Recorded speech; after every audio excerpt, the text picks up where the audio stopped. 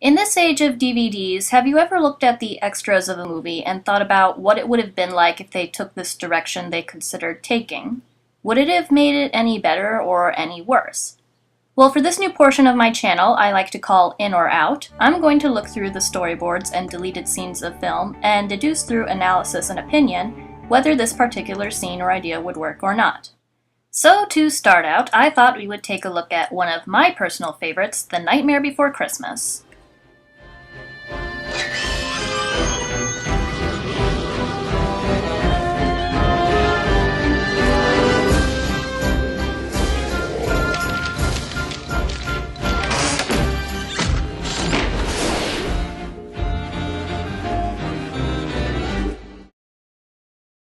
Considered a holiday classic for holidays, The Nightmare Before Christmas has gotten a mainstream and cult following for all types of people.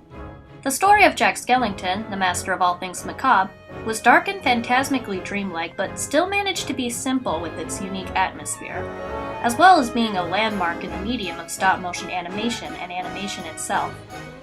But, through the 3 tedious years it takes to make a stop-motion film, what was kept from the movie and why? Well, let's find out. Okay, so here we are at the deleted scenes, and we actually find it's split between animated and storyboards, and I'm gonna take a look at animation first. Starting off with Lock, Shock, and Barrel. So basically, this takes place after Jack decides he needs to go and get Santa Claus back, as we see that Boogie's Boys decides they want a closer look at Oogie Boogie torturing him. Let's go down and take a peek. Yay! Ultimately, though, Jack discovers them and finds that they took Santa to Oogie, completely disobeying his orders, thus initiating the final battle. Now, this seems like a relatively simple scene, but I think that this would really explain a lot, though. Because it was cut, we get a few awkward holes in the climax, such as what the cage was doing there in the first place and how they knew Jack was alive to begin with. I really don't know why they cut this out, but I didn't really see any reason it needed to.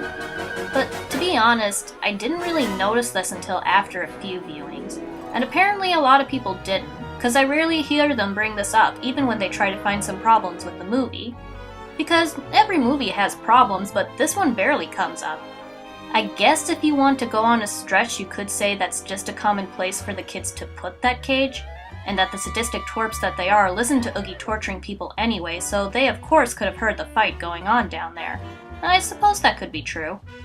Okay, for our next one, I think we'll look at Oogie Boogie's Shadow Dance. Let's see.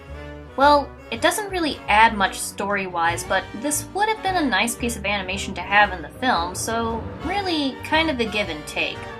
Vampire Hockey Players is no different. It just seems as though the pumpkin they were playing with was originally going to be the decapitated head of Tim Burton. Is it weird for me to think that's a cute idea?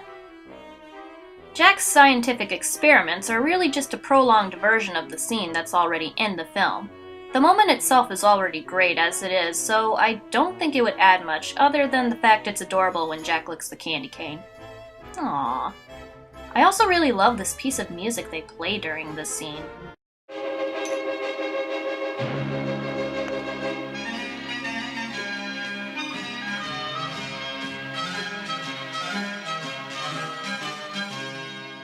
I personally would have really liked to hear an orchestral version of this in the movie. It doesn't have to be for this scene in particular, but somewhere in there would be nice. Well, I suppose it's on to the deleted storyboards. Oh, and by the way, even though the scene I'm about to talk about is not present in neither the movie or the deleted scenes section, I need to mention it. If you look closely in the background of the making of The Nightmare Before Christmas, you'll see a selection of storyboards depicting what appears to be an alternate battle scene between Jack and Oogie, with Oogie actually participating in fisticuffs rather than his machines.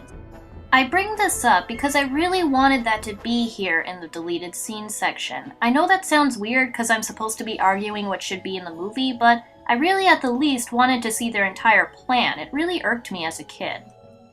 Well, getting back on track here, let's look at Behemoth singing and Oogie's dancing bugs. which are both scenes cut for the songs Making Christmas and Oogie Boogie Song. From what I can gather, the dancing bug scene was cut due to the animator's anxiety over animating the little bugs on Oogie Boogie's shoulder, and I can completely understand cutting this out. Nightmare Before Christmas was going to be the first stop-motion full-length feature, and if any little mistake was made in the animation process, it would have to be done all over again. It's not like something you drew or made on the computers where you can just erase or fix the mistake. So I found the nervousness towards the scene justified. But I find it interesting that in every CD incarnation they always have that deleted section as part of the song. It's not just in the demo version, they have Ken Page sing this part. And don't you know the one thing that would make it work so nice? A roly-poly Santa Claus to add a little spice. Yeah, I'm the Oogie Boogie Man. But in the case of Behemoth singing, they leave that part out completely in both the movie and the CD. And as far as that scene goes, it's okay. I don't really mind that it's been left out or if it's been put in. I think that goes for a lot of these scenes. With the exception of the lock, shock, and barrel sequence, all of these moments could have been put in the movie without ruining it. But it doesn't ruin the movie that they're not in there. They're all perfectly fine and creative scenes, which is relatively harmless. That is, except for one. The alternative ending is terrible. I don't know exactly how many people know about this, but in the original cut of the movie, the true identity of Oogie Boogie was meant to be Dr. Finkelstein, who wanted revenge on Jack for stealing away Sally's attention from him. Yes, the boogeyman hatched revenge on Jack by kidnapping and obviously killing and eating various humans that probably had nothing to do with Jack and using their skeletons as decorations even though you're scared less of him and wouldn't let him anywhere near your lair. It will still show him. And if you think that sounds stupid, it's played pretty stupid too. Watch. What? Now you've done it, Jack! You meddling stick figure! You've crossed the line this time, Jack! I'm Oogie Boogie! You haven't beaten me yet! There's no monster scarier, meaner, hungrier! Dr. Finkelstein, what are you doing? Yes, Jack Skellington, it's me. Me, the man who created Sally from bits of flesh and scraps of cloth. But she loves you, Jack, you oblivious twit. As Oogie Boogie, I wanted to teach her a lesson that she'd never forget. I'm through with both of you. I'm going to make myself a new creation. Someone who will appreciate me. Igor! Master! Farewell, Jack Skellington! I don't believe this. Yeah, supposing they had used this scene, Dr. Finkelstein has never had the idea before to just create another assistant for him that will actually help him before he created the lair, henchman, and infamy of being a sadistic, cannibalistic, banished outcast. I take that back. He is clearly shown being in the developing process before all of this. Clearly he's let go or given up. Why is he still going at this? He shouldn't care. Another thing. He lives in Halloween Town, and has good connections with Jack, and lives with Sally. I don't know why he couldn't try something there.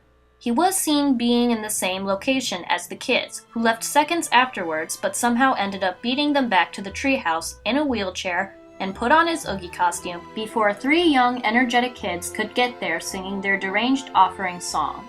Yeah, from what I can gather, this idea wasn't pursued because Tim Burton kicked a hole in the wall.